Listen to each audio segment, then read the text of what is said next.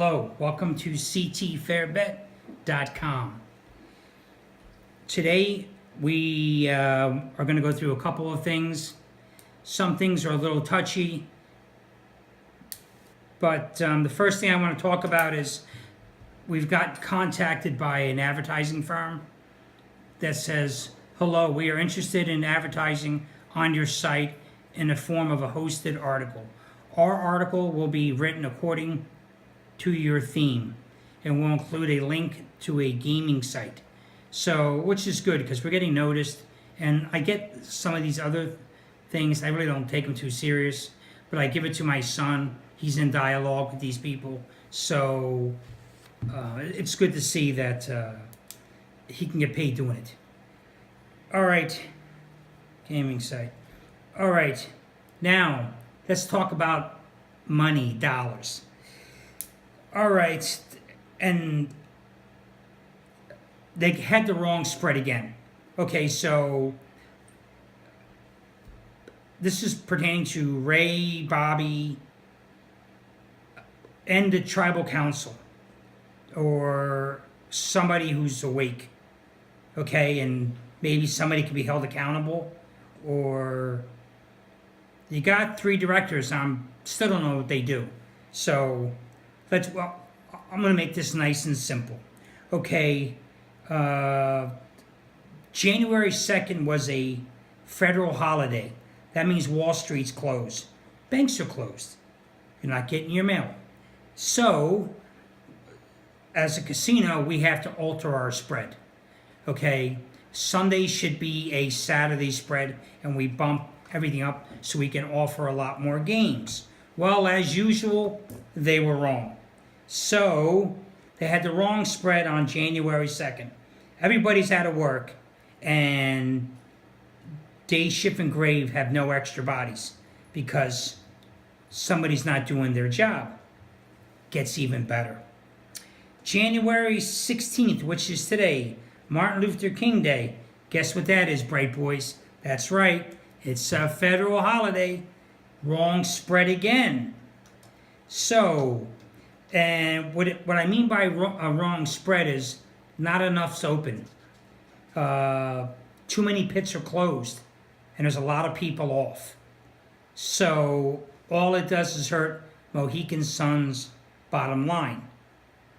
Now, and this isn't an easy fix. They've been there for 20 years. What do they need, 20 more years to get it right? Is anybody going to be accountable for this? Sure, probably not. Mark and Trevor, guys, what do you do exactly? And Don, what exactly do you do?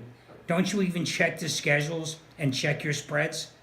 I mean, Lord knows you can't be there on a Friday and Saturday night when there's a guy upstairs with a $1 million or $5 million or a $10 million line. This is like no other casino. I love when you hear people compare Mohegan Sun to industry standards. Well, we are so far beyond industry standards. We are the industry standards on steroids. It's the rules there. It's not Pocono Downs, okay? It's a magnificent property, just grossly mismanaged. And New Year's, again, you had the wrong spread. Sunday spread should have been bumped. Everything gets bumped in one day, so you can open more games. So, and this is real easy. So, Bobby, Ray, Jeff, are you going to call anybody accountable for this? You got 3 directors. Nobody's going to check the spread or make a note on their computer as far as 2 weeks before a holiday. Maybe a window pops up and a reminder to make sure there's a wrong spread. So 2017, the All-Star is already screwed up. You cost the tribe money on January 2nd, New Year's, and you did it on the 16th by having not enough dealers, not enough floor people, not enough pit bosses. Well, you probably had enough pit bosses because they're probably watching a million different pits. Well, they're not watching because they're running around like nuts. So I just want to know if anybody is going to be talk to. I don't know who's running scheduling now. You know, guys, 20 years and you're still getting it wrong. All right, now let's go to another subject. I get repeated emails about why don't I call out the swing shift managers and other full-time shift managers. Well, when I started in the business, shift managers were like gods. They ate in the gourmet room. We never really talked to them. That's when we had glass on the ceiling and they can look up in the air and look over 3 pits at a game and you wouldn't even know what they were doing because they were watching you. But, you know, I remember being in scheduling and getting a phone call at 6:30 from a drunk female shift manager saying she can't shift tonight because she just got done playing golf. And I would have to call my roommate up. And he had his day off. And he would come in so they could stand up a dual-ray pit. And also, you know, the shift managers used to take coffee breaks in the convention center for an hour or two. And they used to stand up 3, 4, 5, 6 people to do their jobs. Well, can't do that anymore. Now it went from one thing to another where, you know, that you only got 2 shift managers on swing shift, and it's overwhelming. You know, I'm out of the business. Physically, I just can't do it. And, you know, the swing shift managers have never did anything to me. They never tried to hurt me, but they really never tried to help me either. I got in 2 incidences on swing shift that really stick out. I chew gum at work sometimes because of the medication I take makes you really thirsty. So at the mustard, they said make sure nobody's chewing gum. Walk through the pit, tell everybody no chewing gum. Well, this girl repeatedly kept on doing it right in front of me. So I sent her down to the office because I didn't want to be bothered. I get called in because the girl says, I'm picking on her. Beautiful. That's a classic example of just not doing your job. Then another time, I was accused of being prejudiced. That's right, folks. Somebody accused me of being prejudiced. A crap dealer on swing shift who has a bunch of crap dealers log in for the scheduling to switch everything. She gets an early start 5 days a week. She can manipulate that whole pit. She's the most powerful person on swing shift in craps. And she accused me of being prejudiced because I couldn't get her off the game when I got off the 2 other dealers off the game for an early out. She wasn't late. This was, you know, she had 40 minutes to go, but I was waiting for one more dealer. And it's easier to take off the base dealers than person on stick. And I was stunned because I always got along with the girl. But I got called in the office for that also.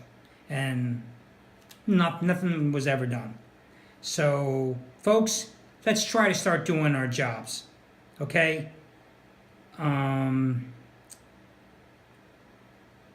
Now, I never brought up Ian's name, and not because, and I'm not saying this to be mean-spirited, you know, Ian's not a friend of mine. We're friendly. He doesn't have my phone number. I don't have his phone number. We don't call each other. Never been out for dinner or drinks unless it was a casino event. But in defense of Ian, he inherited Don from Rocco. And he was stuck with a stiff. The guy don't do nothing. No, he's busy making films and wearing dark glasses. He's probably making $130, $140 a year, I'm guessing. And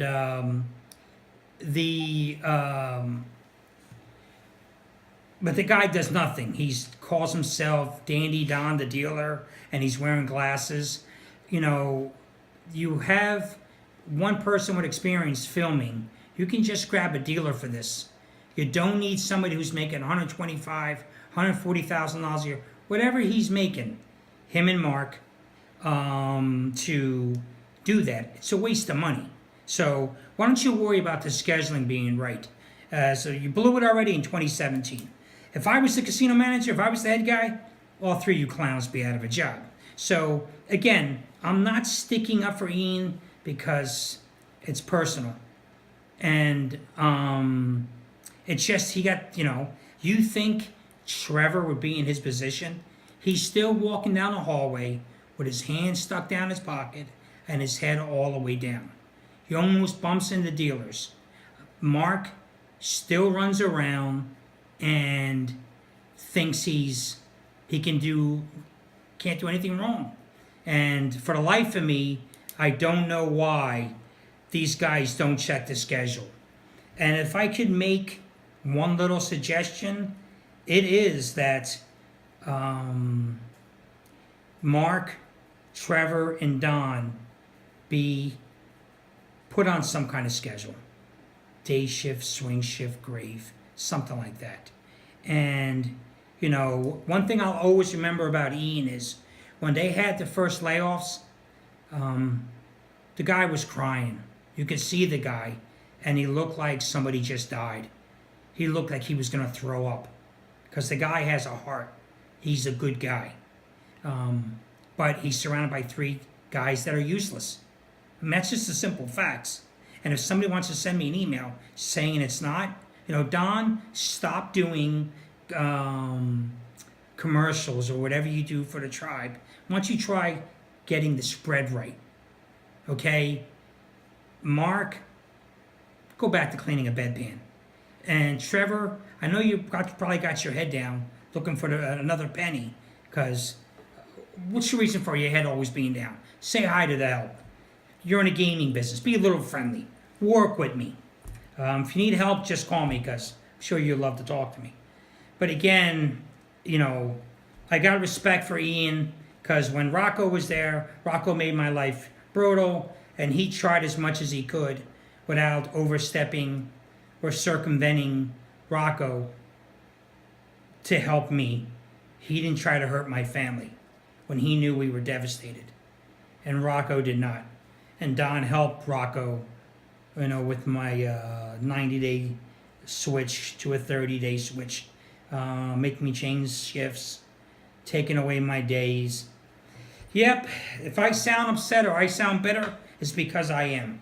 But the next one is going to be about legal, and it's about the Department of Justice. That's the next one we're going to do.